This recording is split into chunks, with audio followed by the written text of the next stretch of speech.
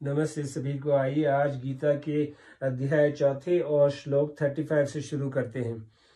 यज्ञात्वा न पुनर्मोह मेव यास्यसि पांडव येन भूतान्यशेषेण द्रक्ष्यस्त्यात्मन्यथो मयि।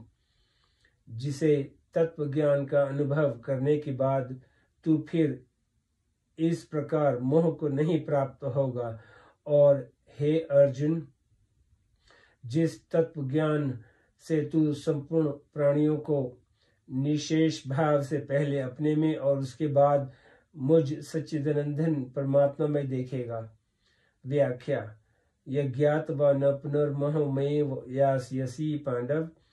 पूर्व श्लोक में भगवान ने कहा कि वे महापुरुष तेरे को तत्व ज्ञान का उपदेश देंगे, परंतु उपदेश सुनने मात्र से वास्तविक बोध अर्थात स्वरूप का यथार्थ अनुभव नहीं होता। श्रुत्वाप्येनं वेद न चैव कश्चित् गीता। और वास्तविक बोध का वर्णन भी कोई कर नहीं सकता, कारण कि वास्तविक बोध कर्ण निरपेक्ष है, अर्थात मन वाणी आदि से परे है। अतः वास्तविक बोध स्वयं के द्वारा ही स्वयं को होता है, और यह तब होता है जब मनुष्य अपने विवेक जड़ चेतन के भेद का ज्ञान को महत्व देता है। विवेक को महत्व देने से जब अविवेक सर्वथा मिट जाता है, तब वह विवेक ही वास्तविक बोध में परिणित हो जाता है और जड़ता से सर्वथा संबंध विच्छेद करा देता है। वास्तविक बोध होने पर फिर कभी मोह नहीं होता। गीता के पहले अध्याय में अर्जुन का मोह प्रकट होता है कि युद्ध में सभी कुटुंबी सगे संबंधी लोग मर जाएंगे तो उन्हें पिंड और जल देने वाला कौन होगा। पिंड और जल न देने से वे नरक में गिर जाएंगे।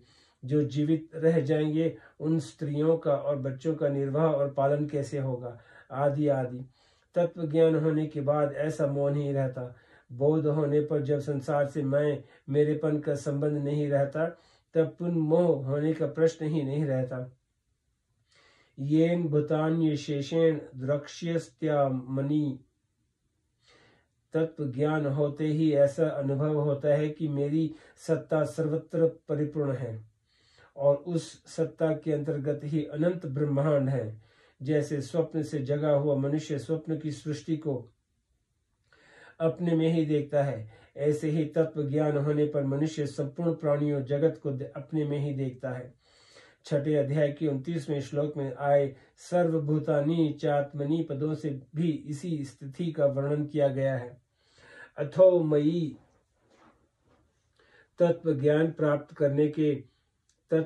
प्राप्त करने की जो प्रचलित प्रक्रिया है उसी के अनुसार भगवान कह रहे हैं कि गुरु से विधि पूर्वक श्रवण मनन और निधिध्यासन पूर्वक तत्व ज्ञान प्राप्त करने पर साधक पहले अपने स्वरूप में संपूर्ण प्राणियों को देखता है।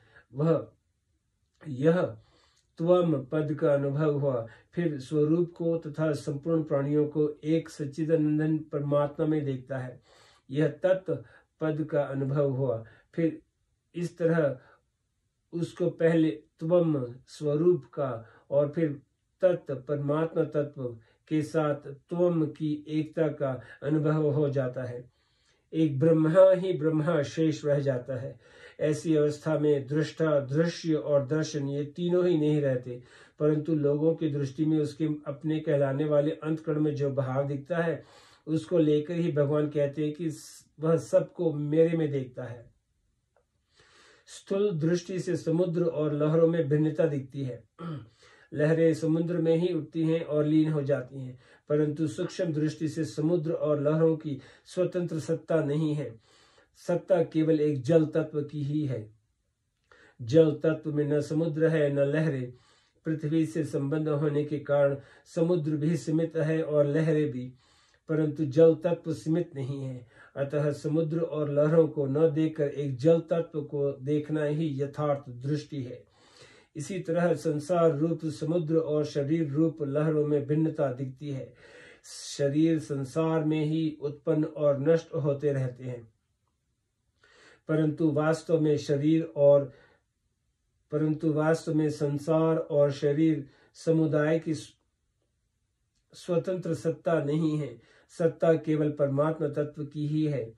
परमात्मा तत्व में न संसार है न शरीर। प्रकृति से संबंध होने के कारण संसार भी सीमित है और शरीर भी, परंतु परमात्मा तत्व सीमित नहीं है। अतः संसार और शरीरों को न देखकर एक परमात्मा तत्व को देखना ही यथार्थ दृष्टि है। आज यहीं समाप्त करते हैं, फिर कल श्लोक 36 से शुरू करेंगे। नमस्ते।